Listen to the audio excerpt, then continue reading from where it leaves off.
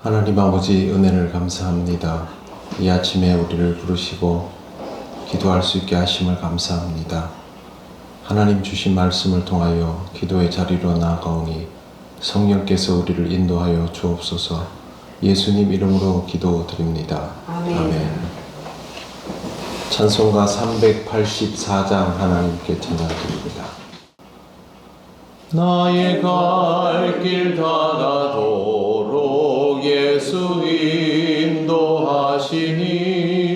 내 주 안에 있는 긍휼 어찌 의심하리요.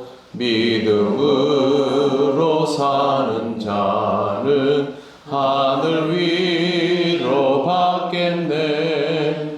무슨 일을 만나든지 만사형통하리라.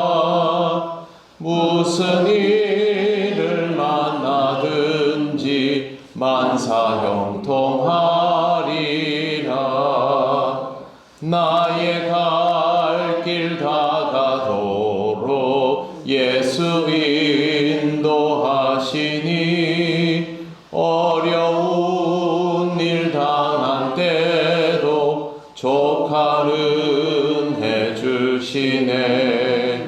나는 심히 고단하고 영혼 매우 갈하나 나의 앞에 반석에서 샘물 나게 하시네. 나의 앞에 반석에서 샘물 나게 하시네. 나의 갈 길 다가도록 예수 인도하시니 그의 사랑 어찌 큰지 말로 할 수 없도다. 성령 감화받은 영혼 하늘 날아갈 때에 영영 부를 나의 찬송 예수 인도하셨네. 영영 부를 나의 찬송 예수 인도하셨네.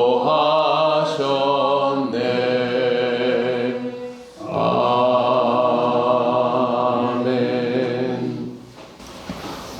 하나님 말씀 누가복음 22장 24절부터 26절까지입니다. 다 같이 봉독하겠습니다.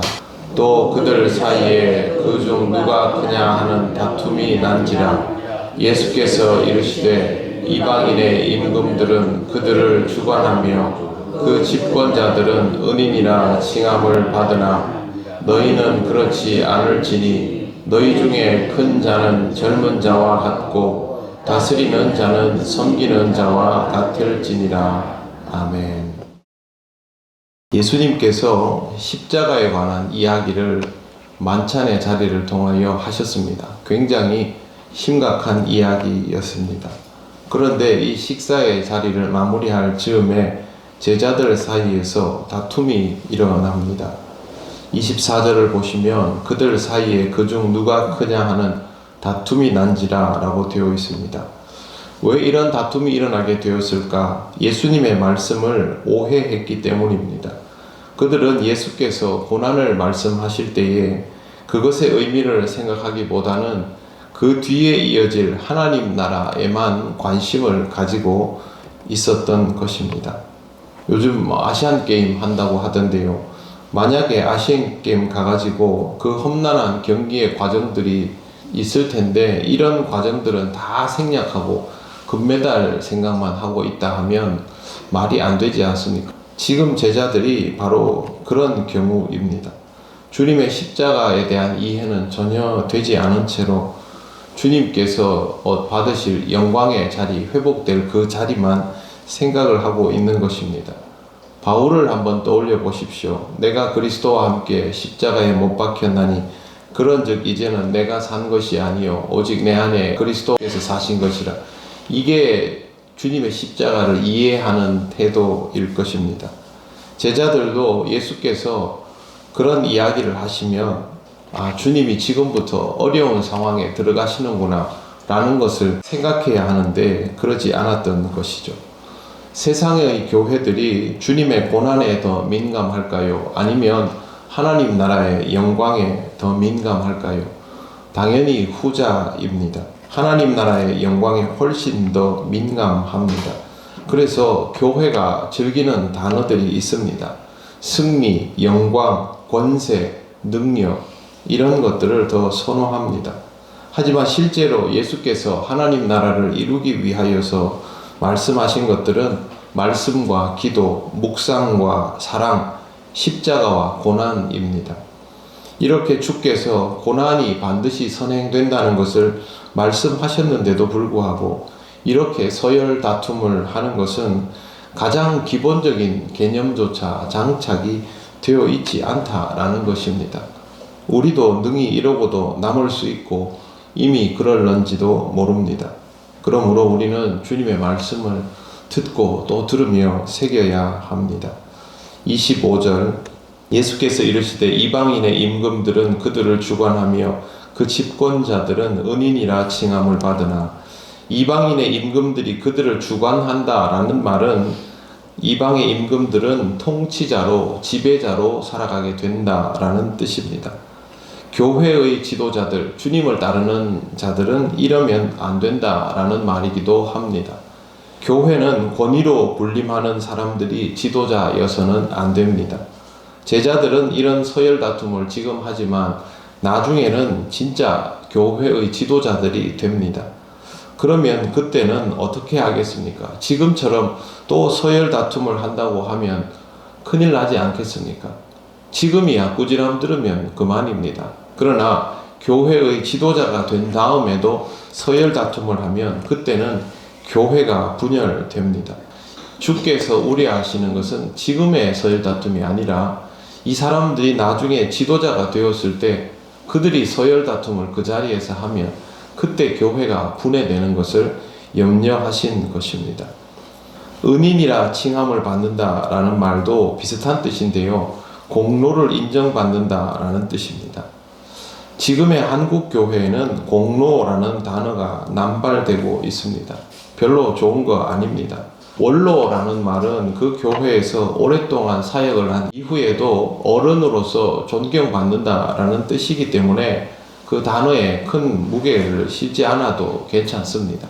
그러나 공로라는 말은 공을 치야 한다라는 의미가 되기 때문에 사실 우리 신앙적인 개념에서는 맞지 않습니다. 왜 그러냐 하면 우리의 공은 하나님께서 인정하시고 하나님 나라를 통하여 보상받는 것이지 우리가 이 땅에서 신앙으로 살아간다고 공로를 인정받아야 할 이유는 하나도 없습니다. 신앙은 은혜로 사는 것 아닙니까? 은혜로 사는 사람들에게 무슨 공이 의미가 있습니까? 주님이 이 말씀을 하시는 것을 새겨 들어야 합니다. 우리 중에 공로를 가지고 하나님 앞에 설 수 있는 사람은 없습니다. 만약에 이 공로에 대한 집착을 한다면 그것은 내가 세상적이다라는 것을 광고하는 것밖에 되지 않습니다. 예수님은 그렇게 되지 말 것을 분명히 말씀하시며 이렇게 가르쳐 주십니다. 26절 너희는 그렇지 않을지니 너희 중에 큰 자는 젊은 자와 같고 다스리는 자는 섬기는 자와 같을지니라. 너희는 그렇지 않을지니 라는 말씀이 얼마나 분명하게 들립니까? 너희 중에 큰 자는 젊은 자와 같고 라는 말은 지도자는 젊은이처럼 일하고 라는 뜻입니다. 교회의 지도자는 젊은이와 같이 열심히 사역하라는 의미이고 그 다음에 다스리는 자는 섬기는 자와 같다라는 말은 교회의 지도자는 섬기는 자여야 한다라는 의미입니다. 예수님은 정말 우리에게 너무도 중요한 가르침을 주셨습니다. 오늘 우리가 읽은 이 말씀만 잘 지키면 교회는 문제 없습니다. 초대교회가 그렇게 어려운 상황에서도 어떻게 이렇게 지내올 수 있었을까? 실제로 예수님의 가르침을 분명하게 기억했던 예수님의 제자들이 그들 사이에서 서열 다툼을 하기보다는 함께 주의 말씀을 전하고 초대교회 공동체를 지켰기 때문에 명맥이 유지되었던 것이고, 지금도 이와 같은 정체성을 지켜나가는 교회는 건강할 수밖에 없습니다. 이 정체성을 잃어버리는 순간 교회는 건강하지 않게 되는 것입니다. 예수께서 섬기러 오셨기 때문에 우리가 구원받고 은혜로 살아가는 거 아닙니까? 그렇다면 예수님의 제자된 우리들도 항상 섬기는 자로서, 높은 자리에 있을수록 겸손한 사람으로서 그렇게 살아야 한다라는 것을 잊지 말아야 할 것입니다. 신앙생활의 출발은 겸손과 순종이고 마무리도 겸손과 순종이라는 것을 꼭 기억하시고, 우리 통영교회의 모든 성도들은 이 섬김의 마음을 가지고 살아가면 좋겠습니다. 기도드리겠습니다. 하나님 감사합니다. 주의 말씀을 들으면 우리에게 큰 문제가 있을 것도 없고 또 일어나는 문제들도 해결할 수 있음을 다시 한번 봅니다. 이렇게 미리 말씀하여 주시는 것들을 잘 기억하게 하시고 우리가 함께 서로를 기쁘게 섬기는 겸손한 종들의 교회가 되게 하여 주셔서 주님 기뻐하시는 주님의 몸 되게 하옵소서. 오늘도 하나님의 은혜로 살아감을 감사드리며 예수님 이름으로 기도드립니다. 아멘. 하늘에 계신 우리 아버지, 아버지의 이름을 거룩하게 하시며 아버지의 나라가 오게 하시며 아버지의 뜻이 하늘에서와 같이 땅에서도 이루어지게 하소서. 오늘 우리에게 일용할 양식을 주시고 우리가 우리에게 잘못한 사람을 용서하여 준 것 같이 우리 죄를 용서하여 주시고 우리를 시험에 빠지지 않게 하시고 악에서 구하소서. 나라와 권능과 영광이 영원히 아버지의 것입니다. 아멘.